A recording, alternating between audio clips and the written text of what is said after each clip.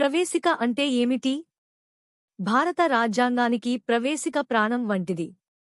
ఇది రాజ్యాంగ నిర్మాతల ఆశయాలను, ఆకాంక్షలు, లక్ష్యాలను ప్రతిబింబిస్తుంది. ఆదేశిక సూత్రాల రకాలు. ఆదేశిక సూత్రాలు 3 రకాలుగా విభజించబడ్డాయి. 1. సామ్యవాద సూత్రాలు. 2. గాంధేయవాద సూత్రాలు. 3. ఉదారవాద సూత్రాలు. హేబియస్ కార్పస్ అంటే ఏమిటి? ఇది దేహాన్ని హాజరుపరచు అనే అర్థంలో వాడతారు. చట్ట వ్యతిరేకంగా నిర్బంధానికి గురైన వ్యక్తికి బంధ విముక్తి కలిగించడానికి ఈ రిట్ మంజూరు చేస్తారు. కేంద్ర కార్యనిర్వాహక శాఖ నిర్మాణం. 1. రాష్ట్రపతి. 2. ఉప రాష్ట్రపతి. 3. ప్రధానమంత్రి. 4. మంత్రిమండలి. రాష్ట్రపతి ఎన్నిక. రాష్ట్రపతి ఎన్నికను పరోక్షంగా ఎన్నికల గణం ద్వారా నిర్వహిస్తారు. ఇందులో పార్లమెంట్, రాష్ట్ర శాసనసభల ఎన్నికైన సభ్యులు పాల్గొంటారు. ఉపరాష్ట్రపతిగా పోటీ చేయడానికి అర్హతలు. 1. భారత పౌరుడు అయి ఉండాలి. 2. కనీసం 35 సంవత్సరాల వయస్సు నిండి ఉండాలి. 3. రాజ్యసభ సభ్యునిగా ఎన్నికయ్యేందుకు అర్హతలు ఉండాలి. సమిష్టి బాధ్యత. పార్లమెంటరీ ప్రభుత్వ లక్షణాలలో సమిష్టి బాధ్యత ప్రధానమైనది. కార్యనిర్వాహక శాఖలోని మంత్రులు సమిష్టిగా శాసనశాఖకు సమిష్టిగా బాధ్యత వహిస్తారు. రాజ్యసభ సభ్యుని అర్హతలు. 1. భారత పౌరుడు అయి ఉండాలి. 2. కనీసం 30 సంవత్సరాలు వయస్సు ఉండాలి. 3. పార్లమెంట్ నిర్ణయించిన ఇతర అర్హతలు కలిగి ఉండాలి. ప్రశ్నా సమయం. పార్లమెంటు సమావేశం ఉదయం 11 గంటలకు ప్రారంభమవుతుంది. మొదటి గంట ప్రశ్నా సమయంగా కేటాయించబడుతుంది. విప్ అంటే ఏమిటి? ప్రతి రాజకీయ పార్టీకి విప్ జారీ చేసే అధికారం ఉంటుంది. పార్టీ సభ్యులు విప్ ఇచ్చిన ఆదేశాలను అనుసరించాలి. సుప్రీం కోర్టు న్యాయమూర్తుల అర్హతలు. 1. భారత పౌరుడు అయి ఉండాలి. 2. కనీసం 5 సంవత్సరాలు హైకోర్టు న్యాయమూర్తిగా పనిచేసి ఉండాలి లేదా 10 సంవత్సరాల పాటు హైకోర్టు న్యాయవాది అనుభవం ఉండాలి. Court of record. Supreme court, high court court of రికార్డ్గా వ్యవహరిస్తాయి. ఇవి ఇచ్చిన తీర్పులు, ఇతర వ్యవహారాలన్నీ భద్రంగా ఉంచబడతాయి. దీనినే కోర్ట్ ఆఫ్ రికార్డ్ అంటారు. ప్రజా ప్రయోజన వ్యాజ్యం PIL. ప్రజల ప్రయోజనాలను రక్షించడానికి ఏ వ్యక్తి అయినా కోర్టుల ద్వారా న్యాయాన్ని అభ్యరించవచ్చు. దీనినే ప్రజా ప్రయోజన వ్యాజ్యం అంటారు. గవర్నర్ అర్హతలు. 1. భారత పౌరుడు అయి ఉండాలి. 2. 35 సంవత్సరాలు వయస్సు నిండి ఉండాలి. 3. ఎటువంటి లాభదాయకమైన పదవిని నిర్వహించకూడదు. రాష్ట్ర కార్యనిర్వాహక శాఖ. 1. గవర్నర్. 2. ముఖ్యమంత్రి. 3. మంత్రివర్గ సభ్యులు. ముఖ్యమంత్రి. ముఖ్యమంత్రి రాష్ట్ర స్థాయిలో నిజమైన కార్యనిర్వాహక అధికారి. రాష్ట్ర శాసనసభలో మెజారిటీ పార్టీ నాయకుడిని గవర్నర్ ముఖ్యమంత్రిగా నియమిస్తాడు. రాష్ట్ర మంత్రి మండలి నిర్మాణం. మంత్రులు 3 రకాలుగా ఉంటారు. 1. క్యాబినెట్ మంత్రులు. 2. రాష్ట్ర మంత్రులు. 3. డిప్యూటీ మంత్రులు. ఎమ్మెల్యే, శాసనసభ సభ్యుడు. అర్హతలు. 1. భారత పౌరుడు అయి ఉండాలి. 2. 25 సంవత్సరాలు వయస్సు ఉండాలి. 3. పార్లమెంట్ నిర్ణయించిన ఇతర అర్హతలు కలిగి ఉండాలి. కోరం అంటే ఏమిటి? కోరం అనేది శాసనసభ సమావేశం నిర్వహించడానికి అవసరమైన కనీస సభ్యుల సంఖ్య. ఇది మొత్తం సభ్యుల సంఖ్యలో 1/10వ వంతు. శాసనమండలి చైర్మన్. శాసనమండలి సమావేశాలను నిర్వహించేందుకు చైర్మన్ మరియు ఉప చైర్మన్ ఉంటారు. విధాన పరిషత్ సభ్యులు తమలో ఒకరిని చైర్మన్గా ఎన్నుకుంటారు. కమిటీల రకాలు.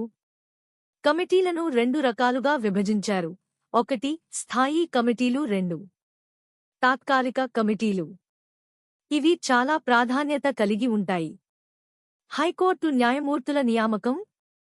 హైకోర్టు ప్రధాన న్యాయమూర్తిని, ఇతర న్యాయమూర్తులను భారత సుప్రీం కోర్టు ప్రధాన న్యాయమూర్తి మరియు రాష్ట్ర గవర్నర్తో సంప్రదించి రాష్ట్రపతి నియమిస్తారు.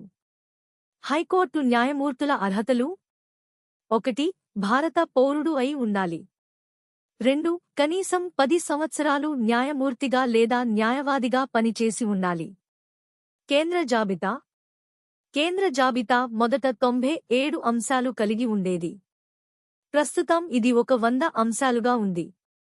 ఉదాహరణ: రక్షణ, విదేశాంగ శాఖ, రైల్వేలు. అవశిష్ట అధికారాలు. కేంద్ర, రాష్ట్ర, ఉమ్మడి జాబితాల్లో లేని అంశాలను అవశిష్ట అధికారాలు అంటారు.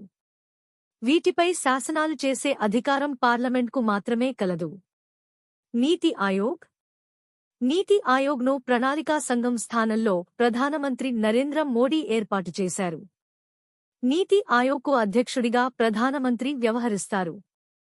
పుంచిచి కమిషన్.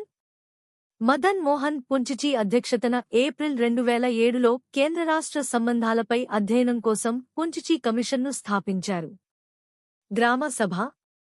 ప్రతి పంచాయతీకి గ్రామ సభ ఉంటుంది.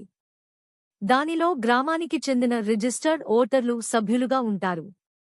ఇది సంవత్సరానికి కనీసం 3 సార్లు సమావేశం అవుతుంది.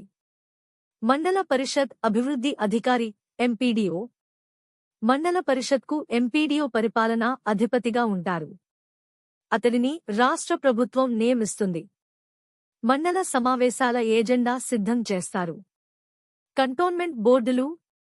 1924 కంటోన్మెంట్ చట్టం కింద కంటోన్మెంట్ బోర్డులు ఏర్పాటు అయ్యాయి. ప్రస్తుతానికి సుమారు 62 కంటోన్మెంట్ బోర్డులు ఉన్నాయి. ఆకర్షణీయ గ్రామం. ఆంధ్రప్రదేశ్లో పంచాయతీ రాజ్ వ్యవస్థలో స్మార్ట్ విలేజ్ అనే సరికొత్త భావనను 2015లో ముఖ్యమంత్రి నారా చంద్రబాబు నాయుడు ప్రారంభించారు.